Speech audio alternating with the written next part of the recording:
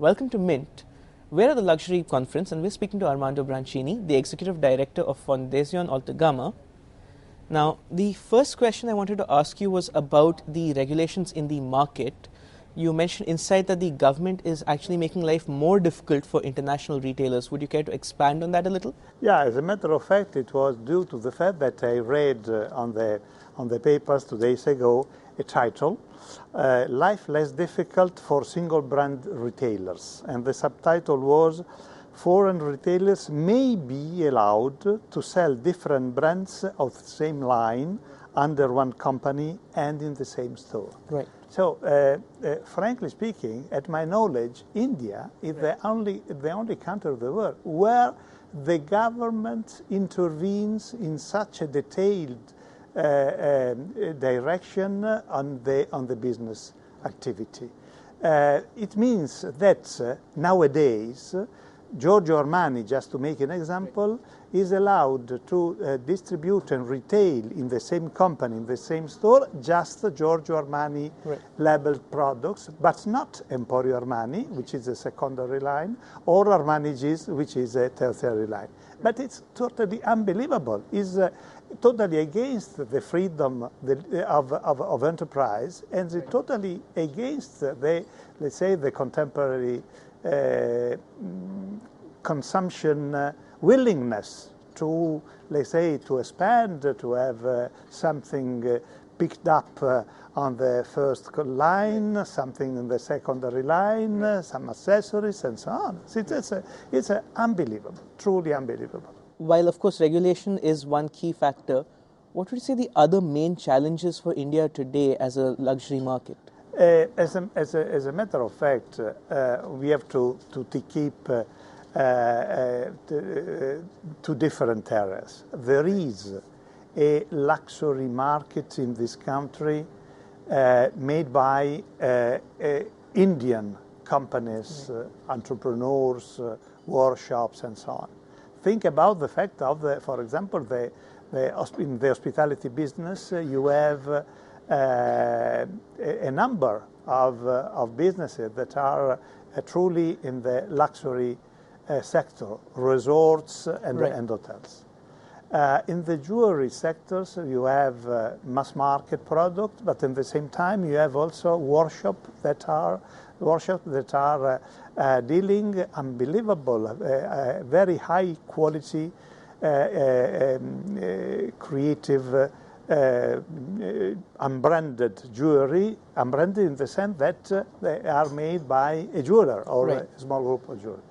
On the other side, you have a part of the luxury market in India, which is pertaining to international, mainly European, luckily, high-end and luxury brands. Right. And in this case, Bain report presented early today told us that with 1.5 billion US dollars, the Indian market is less than 40% of the size of the Brazilian market, is 15 times smaller than Japan, is 20 times smaller than China, is 60 times smaller than the US. And this is the point. The result has been that in the last 12, 14 years, and more in the last few years, wealthy Indians buy abroad whatever international luxury product they can put on the body while traveling back by flight or in the luggage. So your government keeping such a huge and sometimes crazy and complicated, based not on the CIF, but on the countervailing duties made on the maximum retail price, which is a totally unrealistic calculation. Your government has been losing a lot custom duties because everything is smuggled in here, both in Singapore, both in Dubai, both in Europe, sometimes in Hong Kong. Second, your government has been losing VAT, but on top of that, your government has been losing the investment, Right. the foreign investment that could have been here and still could be here soon, in terms of opening new stores, in terms of hiring new people, training them, investing in marketing and communication, events, retailing infrastructure, wholesale activities, and so on. Compared to other countries, when we're talking about the European luxury brands, how different is it actually in terms of the challenges? Because yes, I get what you're saying about the government, but in terms of things like the audience, in terms of things like the actual on-the-ground retail presence, what are the main differences that you see? Of course, international Italian and European, and also some American luxury brands and companies, of course, they are used to dealing and integrating with different cultures and languages. So, but this is not a challenge. This is not a challenge. Of course, elegant women, especially in occasions, wear wonderful saris, and so it's a matter of combining sari with Italian women shoes, with European bags, European watches, but this is not a challenge. This is, they say, business as usual. Okay. Frankly speaking, as I mentioned, 3 times more that is purchased domestically is bought by Indians outside, Right. Abroad. So when they buy in Europe or in Delhi or in Dubai or in Singapore, they don't ask for anything specific or Right. different. Right. Now, They want to buy the best, exactly. possibly at a bargain. Right. At a bargain. Right. With the Indians consumer always ask for a discount. Okay. Now, as we've discussed, the Indian market is very small compared to others. So, as an international body, when you're thinking of where to do the next step, where to invest next, how relevant is India? Are you planning for the potential of the market or the current realities of the market? The reality of the market is causing, or it's letting the international companies and brands, the Italian one, the European ones, to open stores here, to sell at subsidized prices. But frankly speaking, is the main goal is to inform, Right. to brand building, and to inform every season about the new collection that are presented. Right. Knowing that the strong majority of the sales are going not to be made domestically but abroad, as I mentioned. Right. We would love to become as soon as to arrive as soon as possible at a, let's say, more regular and I would say normal situation. And we have the opportunity because on December 10th in the year 2010, in the Indian government and the European Union government started a negotiation for the creation of, for setting up a free trade agreement.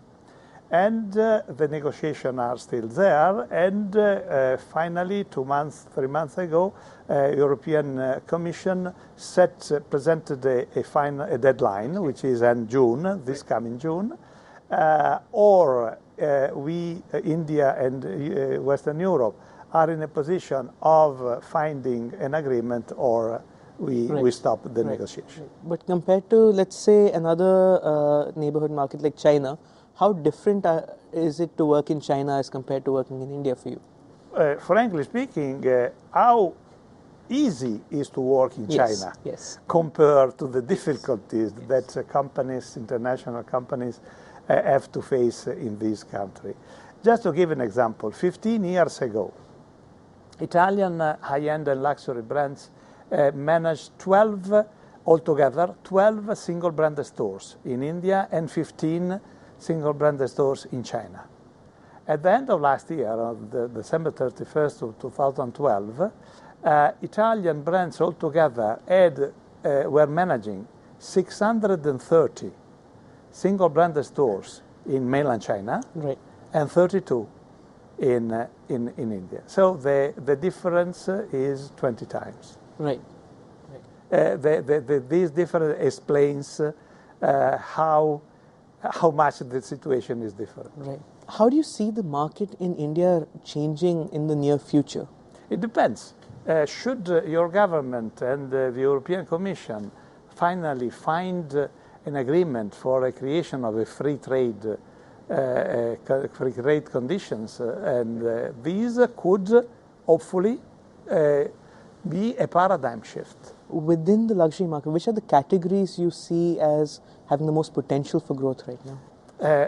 I said that for occasions, Indian women prefer or casual wear or luxury casual wear or the saris.